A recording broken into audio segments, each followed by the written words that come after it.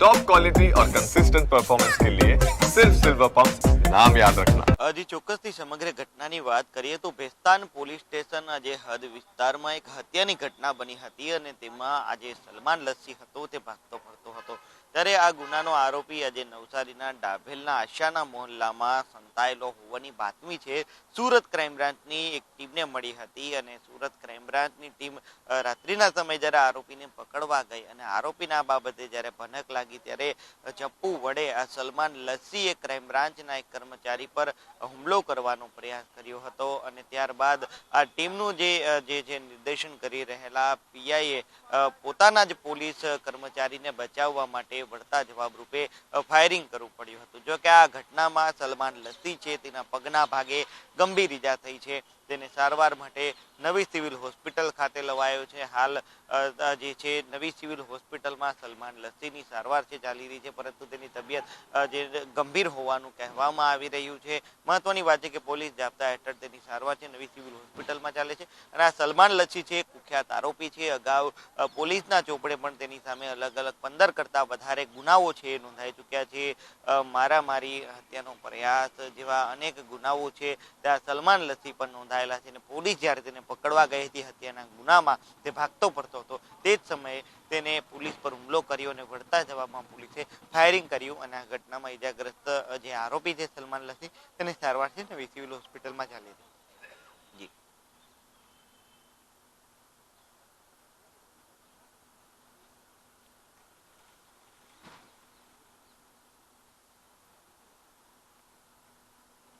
હજી ચોક્કસથી આજે સલમાન લસ્સી ગેંગના જે 4 સભ્યો હતા તેમના દ્વારા એક યુવકની હત્યા કરી દેવામાં આવી હતી. અંગત અદાવતને લઈને આ સમગ્ર જે ઘટના છે તે સામે આવી હતી અને જે તે સમયે જ્યારે 3 આરોપી પોલીસ સમક્ષ હાજર થયા હતા ત્યારે તેમાંથી 2નું એક્સિડન્ટ થયું હોવાનું કહીને તેઓ આજે પાટાપિંડી કરીને પોલીસ સમક્ષ હાજર થયા હતા અને આ જે ગુનામાં સલમાન લસ્સી છે એક ફરાર હતો. એટલે આ ફરાર આરોપીને પકડવા માટે આજે ક્રાઇમ બ્રાન્ચની ટીમોનું નેટવર્ક છે તેમને એક્ટિવ કર્યું હતું, બાતમીદારોનું નેટવર્ક એક્ટિવ કર્યું હતું અને બાતમી મળી હતી કે સલમાન લસ્સી છે તે સંતાવા માટે ડાભેલમાં કોઈના ઘરે રોકાયેલો છે અને આશિયાના મોહલ્લામાં છે અને આ બાતમીના જ આધારે સુરત ક્રાઇમ બ્રાન્ચની એક ટીમે આજે આરોપીને પકડવાનું એક ઓપરેશન હાથ ધર્યું હતું અને તે જ દરમિયાન આ સલમાન છે તેને બચવા માટે ક્રાઇમ બ્રાન્ચના જે કર્મચારી પર ચપ્પુ વડે હુમલાનો પ્રયાસ કર્યો હતો. જોકે પોલીસે સ્વ બચાવમાં કાર્યવાહી કરી છે અને અસામાજિક તત્વોને કડક સંદેશો આપ્યો છે કે જો લોકોને રંજાડશો, લોકો સાથે ગેરવર્તન કરશો, લોકો સાથે કોઈ પણ પ્રકારનું જે અસામાજિક કૃત્ય કરશો તો પોલીસ છે કડક કાર્યવાહી કરશે અને જો પોલીસ પર હુમલો કરવાનો પ્રયાસ કર્યો તો આ જ પ્રકારે કડક કાર્યવાહી થશે. જી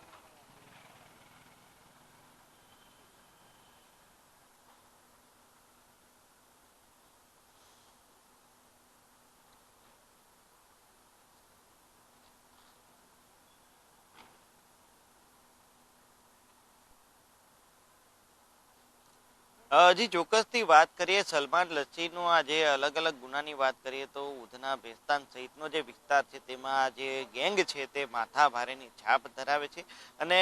મુખ્યત્વે લસ્સી ગેંગ એટલે કે સલમાન જે આ મુખ્ય આરોપી છે તેનો અને તેના જે બીજા લોકો છે તે આ ગેંગ આખી ઓપરેટ કરે છે. મારામારી હોય, હવાલા હોય કે પછી કોઈને ધમકાવવાના હોય તેવા અનેક ગુનાઓ છે આ ગેંગ દ્વારા આચરવામાં આવે છે. લોકોને ખોટી રીતે રંજાડી મારામારી કરી તેમની પાસેથી હપ્તા વસૂલી કરવામાં આવતી હોવાના પણ આ ગેંગો પર આક્ષેપ છે. મહત્વની વાત છે કે મોટાભાગના લોકો આ ગેંગથી ડરેલા છે અને પોલીસ ફરિયાદ કરતા ડરે છે, પરંતુ અમુક ગંભીર ગુનાઓમાં જ્યારે સીસીટીવી ફૂટેજ સહિતના પુરાવાઓ પોલીસને મળતા હોય છે ત્યારે પોલીસ આ પુરાવાઓના આધારે આ ગ્રુપ સામે ગુનો દાખલ કરતી હોય છે અને જ્યારે મર્ડર જેવા ગંભીર ગુનાની જ્યારે વાત હોય ત્યારે પોલીસે આ ગેંગ સામે કડક કાર્યવાહી કરી છે. અગાઉ જ્યારે આ ગેંગના 3 ઇસમો પકડાયા હતા તેનું સરઘસ છે તે કાઢવામાં આવ્યું હતું. 2 હાથ જોડીને તેમની માફી પણ મંગાવવામાં આવી હતી. રિકન્સ્ટ્રક્શન દરમિયાન આરોપીઓ માફી પણ માંગી હતી અને જે આરોપી પોલીસના ડરથી જે અકસ્માત થયો છે તેવું કહી ફ્રેક્ચર થયું છે તેવું જણાવી હાથ પર અને પગમાં જે પ્લાસ્ટર ઓફ પેરિસનો પાટો બાંધીને પણ હાજર થયા હતા અને આ જે હત્યાનો ગુનો હતો તેમાં આ એક આરોપી ફરાર હતો અને પોલીસથી બચાવવા માટે અલગ અલગ લોકેશન છે તેના સતત બદલતો રહેતો હતો અને અંતે બાતમીદારો દ્વારા જે ક્રાઇમ બ્રાન્ચને માહિતી મળી હતી અને આ માહિતીના આધારે જ આરોપીને પકડવા જતા તેને પોલીસ પર હુમલો કર્યો હતો અને હવે જ્યારે આ માથાભારે આ સલમાન લસ્સી છે તેને પોલીસની જવાબી કાર્યવાહીમાં તેના પર ફાયરિંગ થયું છે અને અત્યારે જે હોસ્પિટલના બિછાને છે ત્યારે લોકોમાં પણ તેનો ડર છે તે ઓછો થયો હોય તેવું સ્પષ્ટપણે લાગી રહ્યું છે કારણ કે પોલીસની આ કડક કાર્યવાહી છે સુરતના લોકોને એક જ સંદેશો આપે છે કે આરોપી ભલે ગમે એટલો માથાભારે હોય, પોલીસ છે કડક કાર્યવાહી કરશે, પોલીસ તેનું કામ કરશે, કાયદો કાયદાનું કામ કરશે. આ જે વાત છે તે આ ઘટના પરથી પુરવાર થઈ છે. જી